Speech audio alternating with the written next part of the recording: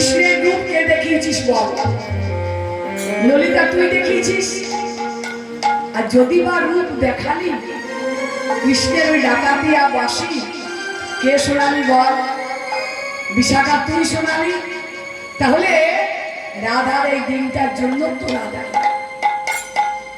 রাধারানী বলে ললিতা রে তোরাও কথা বাদ দে, কিন্তু বৃন্দা তুই আমাকে বল তুই কি পারিস গোবিন্দ যেখানেই থাক ধরে এনে আমার সঙ্গে মিলনটা করাতে পারিস? বৃন্দা বলে রাধে আমার কি নাম বল? আমার নাম বৃন্দা। আমি কোথায় থাকি? বৃন্দাবনে। বলে হ্যাঁ রে ত্রিজগতের এমন কি কাজ আছে যা আমি করতে পারিনি? আমি সব করতে পারি। আমি জলে আগুন লাগাতে পারি, আমি কি পারি না? তুই কোনো চিন্তা করিস না। মান করেছিস বেশ করেছিস, মান করে বসে থাক। ওই নন্দের বেটা কৃষ্ণকে আবার আমি তোর চরণে এনে ফেলব, তোর কোনো চিন্তা নেই। কিন্তু মানের মানটা যেন বজায় থাকে। তাই রাধারানী চরণ ধুলি মাথায় নিয়ে আজ বৃন্দা চলেছে গোবিন্দকে খুঁজতে। বৃন্দা কেমন ভাবে যাচ্ছে জানে? সব জায়গায় খুঁজছে। কুঞ্জর পর গতি মন্থর, কুঞ্জর পর গতি মন্থর, কুঞ্জর পর গতি মন্থর, কুঞ্জর পর গতি মন্থর, অমর করে বনারি,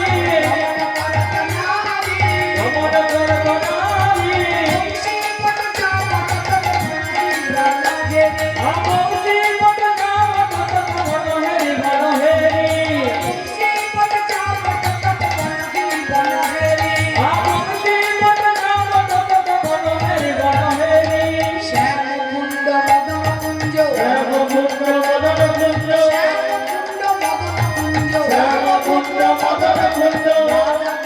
তীরে, রাধা কুণ্ড তীরে, রাধা কুণ্ড তীরে, রাধা কুণ্ড তীরে, রাধা সবন ধুনক সজন শৈল কিনারে, রাধা সবন ধুনক সজন শৈল কিনারে, রাধা সবন ধুনক সজন শৈল কিনারে, রাধা সবন ধুনক সজন শৈল কিনারে।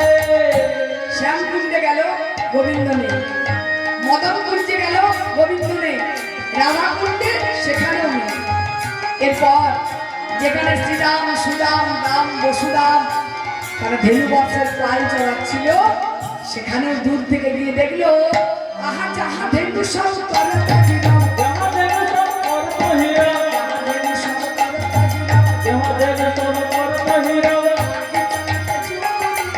আহি চলত চলে, আহি চলত চলে, সুদাম মধু মঙ্গল দেখত বলবীরে, সুদাম মধু মঙ্গল দেখত বলবীরে, সুদাম মধু মঙ্গল দেখত বলবীরে, সুদাম মধু মঙ্গল দেখত বলবীরে।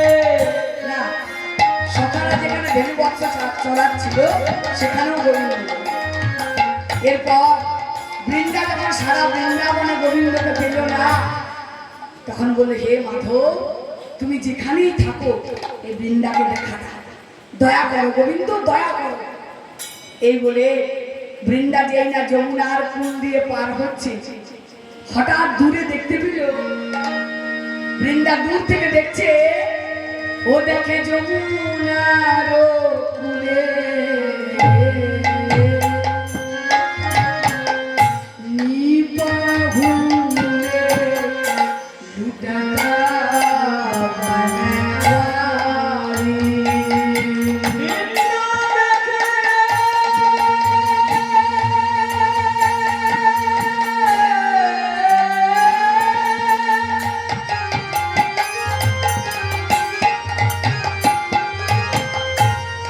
Oh!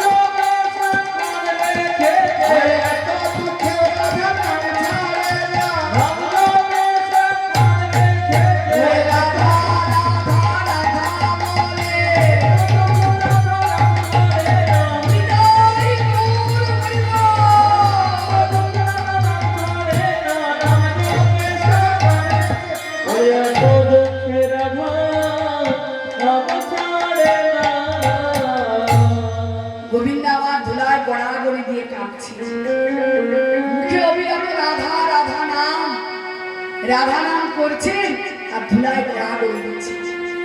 আর বৃন্দা দূর থেকে গোবিন্দকে দেখতে পেয়ে এমন ভাব দেখালো যেন গোবিন্দকে দেখতেই পায় না। তাই বৃন্দাবতী মুখ ঘুরিয়ে তাড়াতাড়ি করে যমুনার কুল দিয়ে চলে যাচ্ছে। আর তাই দেখে গোবিন্দ ডাকছে, বৃন্দা, বলি ও বৃন্দা, সহচরী সহচরী হরি হরি বহুবেরি বহুবেরি করত পুকার, শুনিয়া চতুরাবতী কহে ওই জন গণ বাজে নাম নেয় কোন গোহার। যেই না বৃন্দা বৃন্দা করে গোবিন্দ ডাকছে, বৃন্দাবতী ঘুরে দাঁড়িয়ে বলে উঠল, ও তুমি কোন গোয়ার বটে? গোয়ার বটে, গোয়ার বটে, গোয়ার বটে।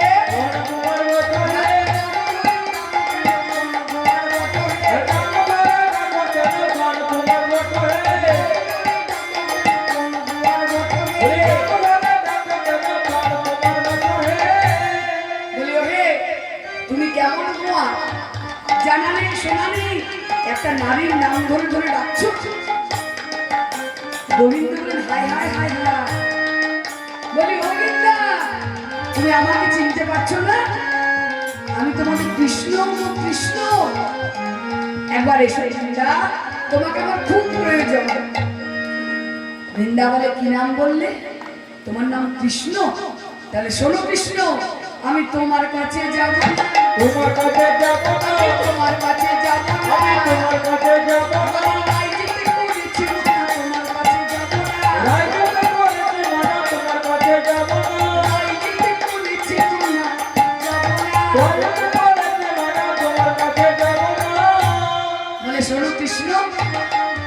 আমাদের রাধারানী বলে দিয়েছে, কৃষ্ণ নামে যদি কেউ আমাদেরকে ডাকে আমরা যেন না যাই। তা তুমি বলছো তোমার নাম কৃষ্ণ, আমি তোমার কাছে যাব না। বলে, বৃন্দা গো, দয়া কর, দয়া করে একটিবার এসো বৃন্দা, তোমাকে আমার খুব খুব প্রয়োজন।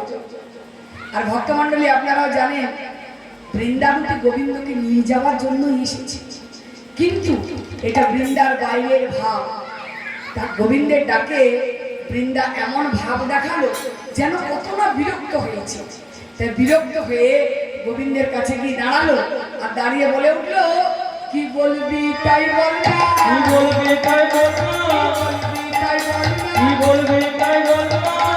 আমার সময় নাই বলবি আর আমার সময় তো নাই, বলবি তাই বল না, আমার সময় নাই বলবি বল না, আমার সময় তো নাই, বলবি তাই বল না।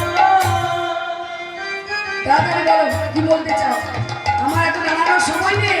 তাছাড়া যদি আমার সখীরা কেউ দেখে ফেলে যে আমি তোমার সঙ্গে দাঁড়িয়ে দাঁড়িয়ে কথা বলছি, আর আধার কানে যদি সেই কথা চলে যায়, আমাকে সখী সঙ্গ ত্যাগ করে দেবে। তাই তোমার সঙ্গে কথা আমি বেশিক্ষণ বলতে চাই না, বলো কি বলতে তা বলো।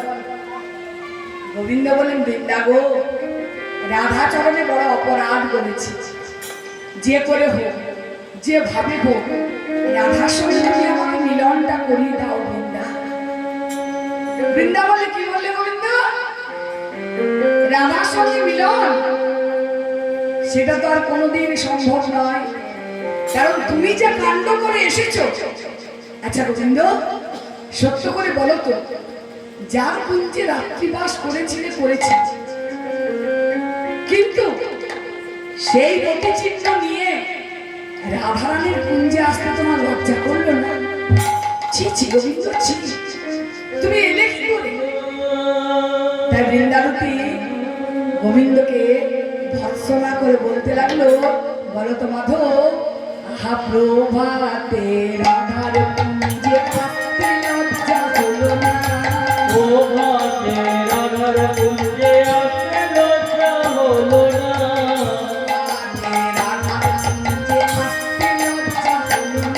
বলে প্রভাতে রাধার কুঞ্জে আসতে লজ্জা হলো না।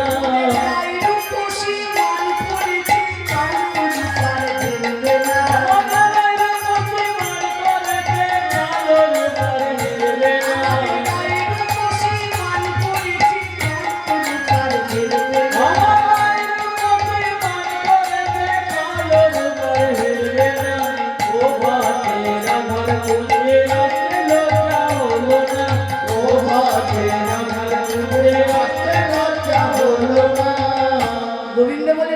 গো, ওইসব কথা এখন ছাড়ো, ছেড়ে দাও।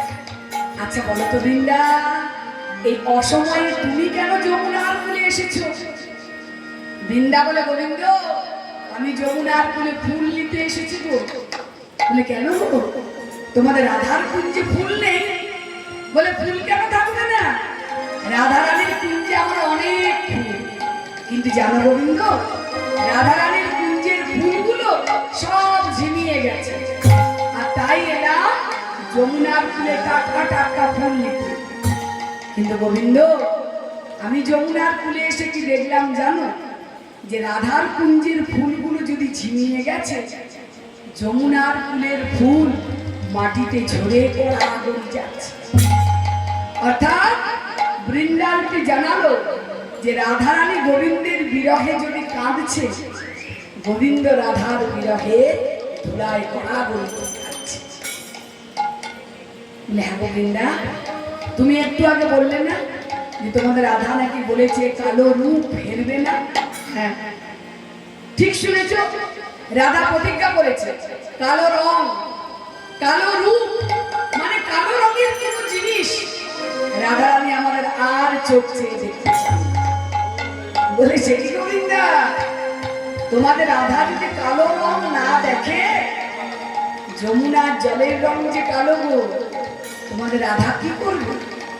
বলে গোবিন্দ রাধা আমাদেরকে প্রতিজ্ঞা করেছে জানো, ও রাধা আর যমুনায় যাবে না রে, রাধা আর যমুনায় যাবে না হে, রাধা আর যমুনায় যাবে না রে, রাধা আর যমুনায় যাবে না হে, কালো জলায় হেরবে না রে, আর যমুনায় যাবে না রে। রাধা কালো জলার হেরবে না হে, আর যমুনায় যাবে না হে। গোবিন্দ বলেন বাহ ভালো কথা, তোমাদের রাধারানী যমুনায় যাবে না, রাজার বেটি রাজার ঘরের বউ যমুনায় না গেলেও চলবে, কিন্তু বৃন্দাবন তোমাদের রাধারানীর যে মাথার কেশ কালো গো, তোমাদের রাধারানী কি করবে? বলে গোবিন্দ রাধা বলেছে রাধার মাথার কেশগুলো মুড়াইয়ে ফেলবে, উড়াইয়া ফেলবে, মুড়াইয়ে ফেলবে, উড়াইয়া ফেলবে, রাধা যোগিনী সাজবে, মুড়াইয়ে ফেলবে, যোগিনী সাজবে, উড়াইয়া ফেলবে, রাধা যোগিনী সাজবে, মুড়াইয়ে ফেলবে। রাধা যোগিনী সাজবে, উড়াইয়া ফেলবে। রাধারানী বলেছে মাথার কেশগুলো মুড়িয়ে দিয়ে রাধা আমাদের যোগিনী হয়ে যাবে। বলে বাহ সুন্দর কথা, তোমাদের রাধারানী যমুনার কালো জল হেরবে না, মাথার কেশ মুড়িয়ে দিয়ে তোমাদের রাধা যোগিনী হয়ে যাবে। কিন্তু বৃন্দাবন তোমাদের রাধারানীর যে নয়নমণি কালো গো, তোমাদের রাধা কি করবে? বলে গোবিন্দ রাধা বলেছে রাধার নয়নমণি গুলো উপড়ে দেবে। বলে সে কি গো, রাধা যদি নয়নমণি গুলো উপড়ে দেয়, তোমাদের রাধারানী যে কানা হয়ে যাবে গো, কানা। বৃন্দাবনে মাধব আমাদের কানাই ভালো, কানাই ভালো, কানাই ভালো, কানাই ভালো, কানাই ভালো, কানাই ভালো, আমাদের কানাই ভালো,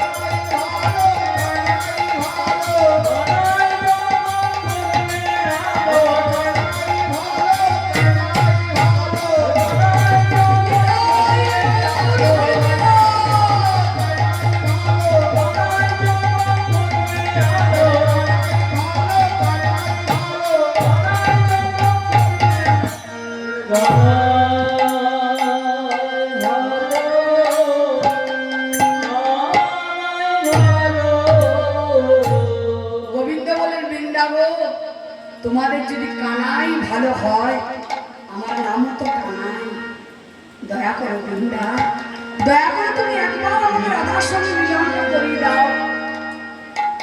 যখন বৃন্দাবতীর দুটি হাত ধরে গোবিন্দ কাঁদতে লাগলেন, বৃন্দা বলে, বেশ মাধব, মিলন আমি তোমাদের করে দিতে পারি, কিন্তু এই বেশে গেলে তো তোমার হবে না গোবিন্দ, তোমাকে আর যোগীর বেশে যেতে হবে। আর যোগীর বেশে গিয়ে রাধার কাছে রাধার মান ভিক্ষা চাইতে হবে। যে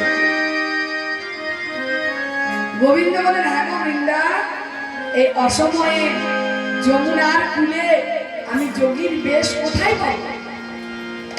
বলে, তুমি চিন্তা করো না বলো, তোমাকে যোগেশ্বর শিবের আরাধনা করতে হবে। তুমি খানিক অপেক্ষা করো, আমি বিল্লপত্র প্রশাসন সব নিয়ে আসছি। এই বলে বৃন্দা তো বিদায় নিল বিল্লপত্র প্রশাসন আনতে, আর অন্যদিকে গোবিন্দ আমার আর ধৈর্য ধরতে পারলেন না। তাই শুধুমাত্র যমুনার জল আর শৈবালের ঢল, মানে জল আর শ্যাওলা, এই দুটো জিনিস দিয়ে দেবাদিদেব মহাদেবকে ডাকতে লাগলেন।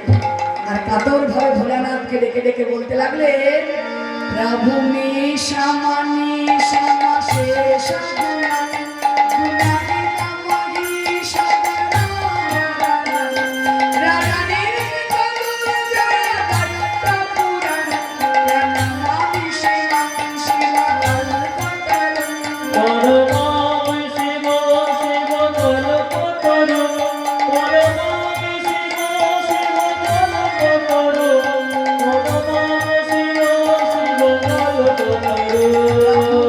শামানি শামা শেষ গুণানি গুণানি নামহি সদরা রাধানির কলুর জয় দত্ত পুরাণ নামহি শিবা শিবা কলকতরু পরমাম শিব শিব কল্পতরু, পরমাম শিব শিব কল্পতরু, পরমাম শিব শিব কল্পতরু। ওম নমঃ শিবায়, ওম নমঃ শিবায়, ওম নমঃ শিবায়। ওম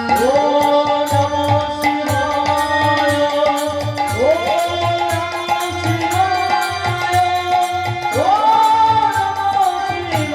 শিবায়, ওম নমঃ শিবায়,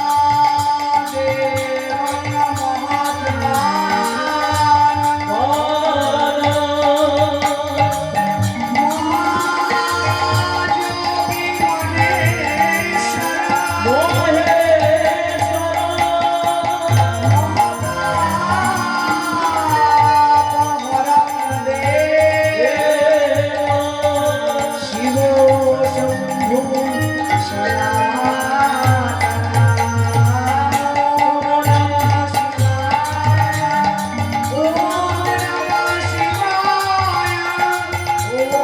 নমঃ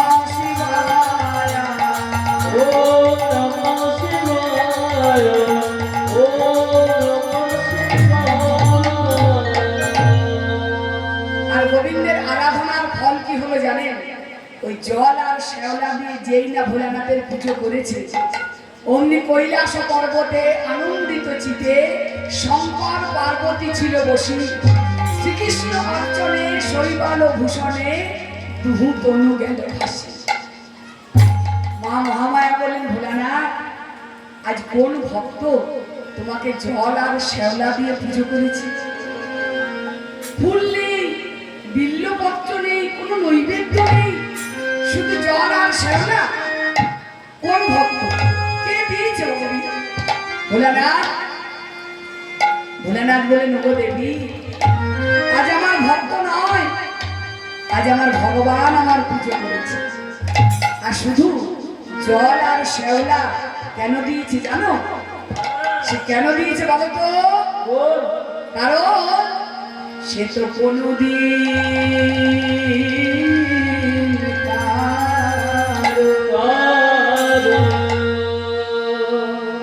কারো পূজা করে না।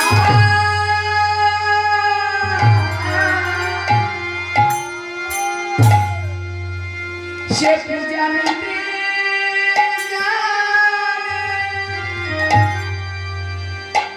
সে পূজা দিতে যা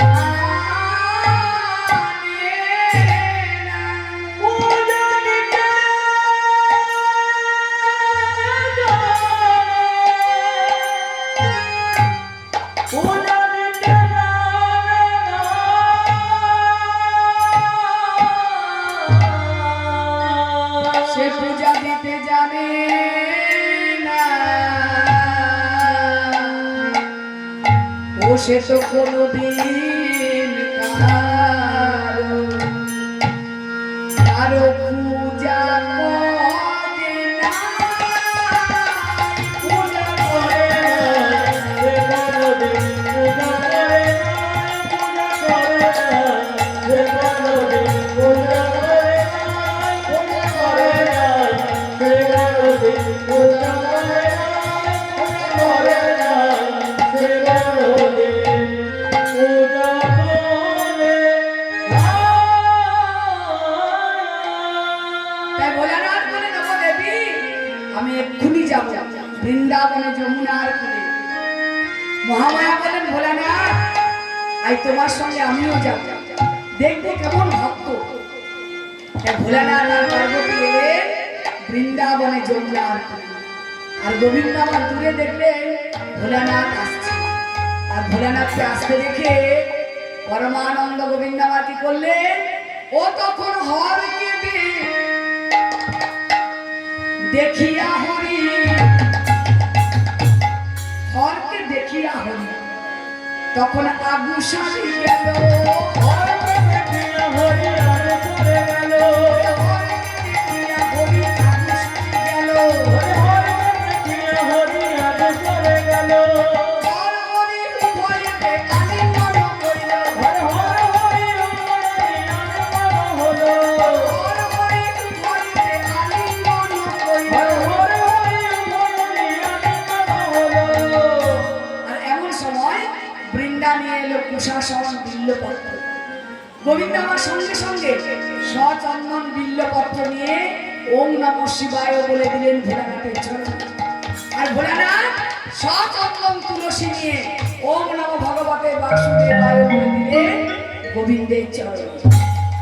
ভক্তমণ্ডলী হর আর হরি হলেন অভেদ আত্মা।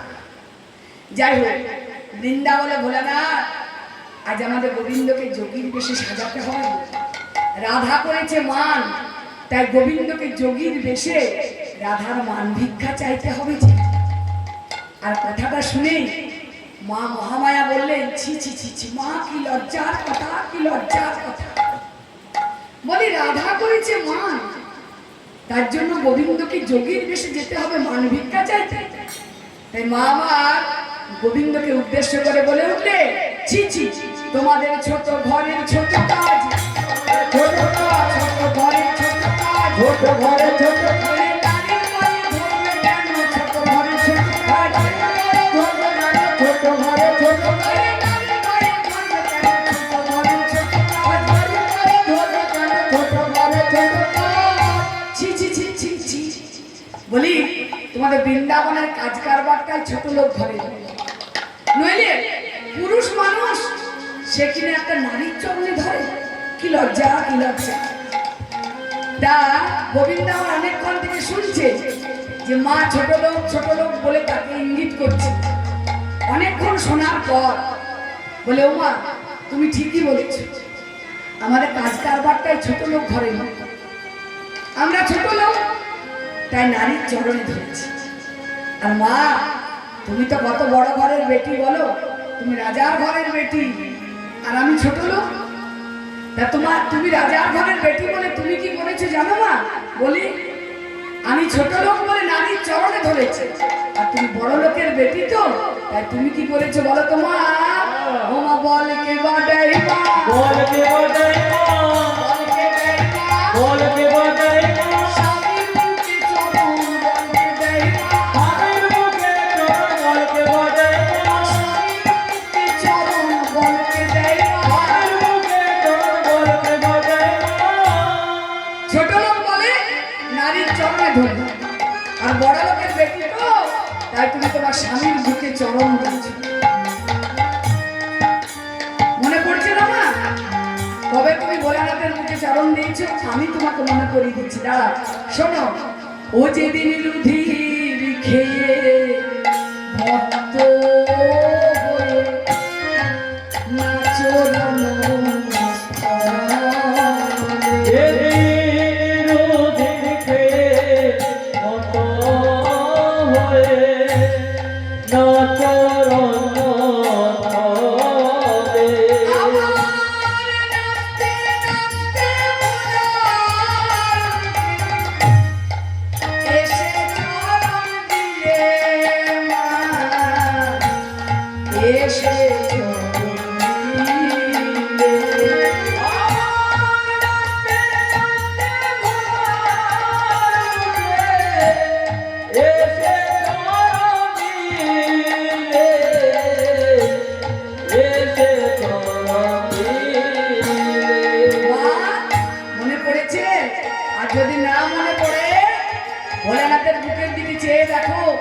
তোমার চরণের চিহ্ন জল জল করছে। মহামায়া লজ্জায় পড়ে গেলে বলে, বাবা তোমাদের বৃন্দাবনের কথায় আমার আর কোনো কাজ নেই। মা আমার অভিমান করে দূরে গিয়ে দাঁড়ালো। আর সেই সুযোগে বৃন্দাবনে কি করলো জানে? আহা তবে দুটি শিবে শিবে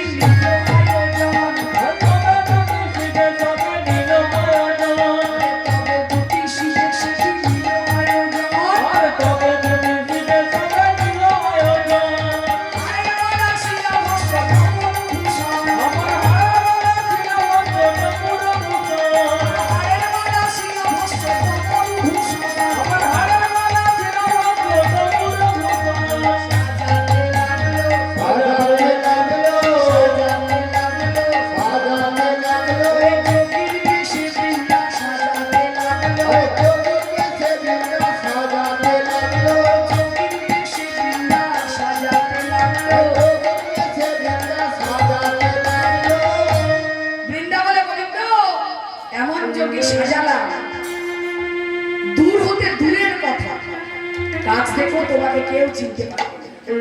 তুমি এখন নিশ্চিন্ত মনে রাধার কাছে যাও। আর ভোলানাথ পার্বতীও বিদায় নিলেন, বৃন্দাবতীও বিদায় নিলেন। আর গোবিন্দ মনে মনে ভাবলেন, প্রথমেই তো আমি রাধার কাছে যাব না। প্রথমে আমি কোথায় যাব না? প্রথমে আমি আগেতে যাইব আমার মায়ের কাছে, রাধার কাছে যাইব কাছে।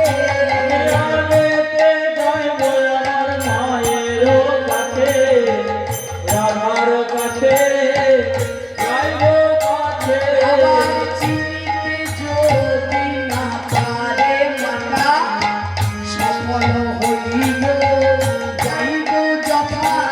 চিনিতে যদি না পারে মাতা, সফল হইব যাইব যথা। প্রথমেই আমি রাধার কাছে যাব না, আমি যাব আমার মায়ের কাছে।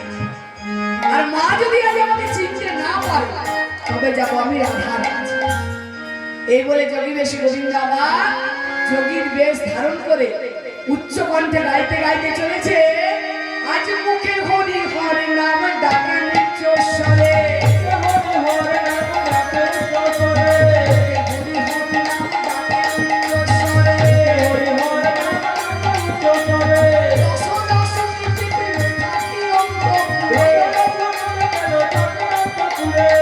দশ দশ নীতি প্রেমে থাকি অন্তঃপুরে।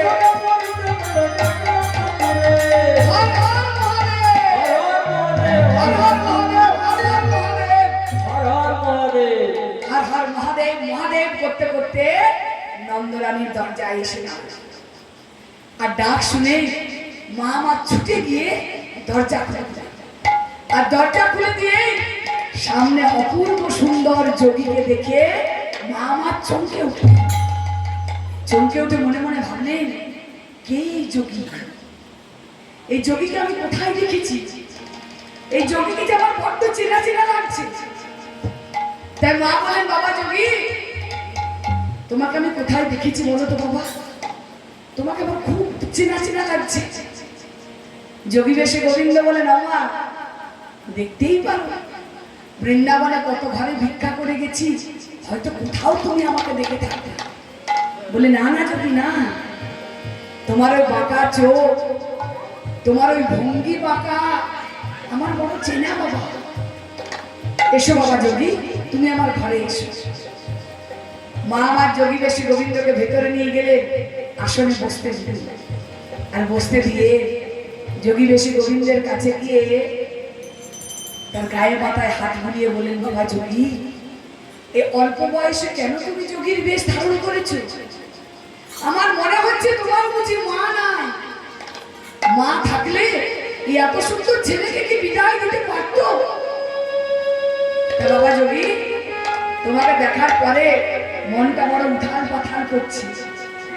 আমার মনে একটা প্রশ্ন আসছে, জবাব দেবে বাবা? বলো। যোগী বেশি গোবিন্দ বলেন, বলো না মা, কি তোমার প্রশ্ন? আমি নিশ্চয়ই জবাব দেবো, বলো। তাই মা নন্দরানীর চোখে জল, আর মা আমার সজল নয়নে যোগী বেশি গোবিন্দকে জিজ্ঞাসা করছে, বলিও বাপ যোগী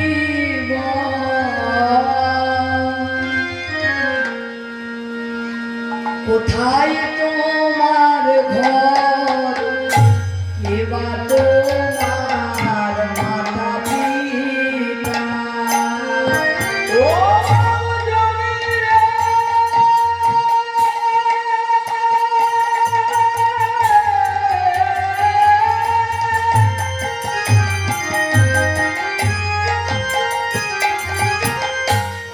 বল কোথায় তোর ঘর?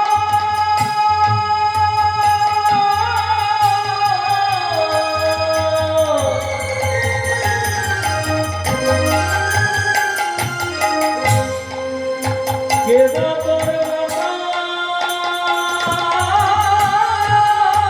পিতা? ও বাবা যোগী রে,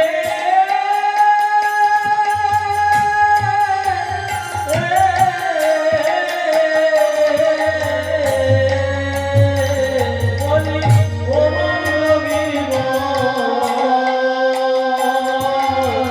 কোথায় তোমার ঘর, কে বা তোমার মাতা পিতা? ওরে নবীন বয়সে জন্ম হলো কিসে? বলি নবীন বয়সে জন্ম হলো কিসে? ওরে কি পেয়েছো মনের ব্যথা যোগী রে, কি পেয়েছো মনের ব্যথা? আরে নবীন বয়সে জন্ম হলো কিসে? দিবে তো বলে ব্যথা যোগী বল, দিবে তো বলে ব্যথা। বলো বাবা যোগী, তোমার কি এমন হয়েছিল যে অল্প বয়সে যোগীর বেশ ধারণ করেছো? তোমার মা বাবা কোথায় বাবা? তাদের কি পরিচয়? তুমি আমায় বলো যোগী। তা যোগী বেশি গোবিন্দ ভাবলে মায়ের কাছে কি করে পরিচয় দেওয়া যায়? কারণ মায়ের কাছে তো মিথ্যে পরিচয় দেওয়া যাবে না। কারণ ছেলে হয়ে মাকে মিথ্যে বলা মস্ত বড় অপরাধ। তাই মায়ের কাছে সত্য পরিচয়ই দেব, কিন্তু সত্যের মাঝেও রাখবো আমি ছদ্ম আবরণ। তাই বলেন, বাবা বলো মাতা পিতার কি পরিচয়? বলে, মা গো, তুমি আমার পরিচয় জানতে চাও? তাহলে শোনো। শোনো মা গো, বলি মর্ম, যার গর্ভে লইলু জন্ম, আমি দেব কি তাহার পরিচয়? তা ভক্তমণ্ডলী, ঠাকুর আমার সত্য পরিচয় দিয়ে দিলেন, কিন্তু সত্যের মাঝেও রাখলেন ছদ্ম আবরণ। তাই বললেন, শোনো মা গো, বলি মর্ম, যার গর্ভে লইলু জন্ম, আমি দেব কি তাহার পরিচয়? আর দিবেন আমার পিতা, শোনো শোনো গো মাতা, সংক্ষেপে দিলাম পরিচয়। বলে, জানো মা, আমার বড় দুঃখ, আমার মাতা পিতা কারাগারে বন্দী আছে, আমি তাদের দুঃখ মোচন করতে পারিনি। আমি পরের ঘরে মানুষ হয়েছি, আমি পরের মাকে মা বলি, আমি নিজের মাকে মা বলতে পারি না। মা নন্দরানী বললেন, বাবা যোগী, তবে তোমার পালক মাতা পিতাও আছেন, তাদের পরিচয়টা একবার বলো তো বাবা। এরপর কিন্তু যোগী বেশি গোবিন্দ আমার বিপদে পড়ে গেল। মনে মনে ভাবতে লাগলেন, কেন করতে মায়ের কাছে এলাম, মাকে আমি কি জবাব দেব? চিন্তা করে দেখলেন নন্দ মহারাজের নবলক্ষ ধেনুর পাল, তাই নন্দ মহারাজকে পশুপতি বললে ভুল বলা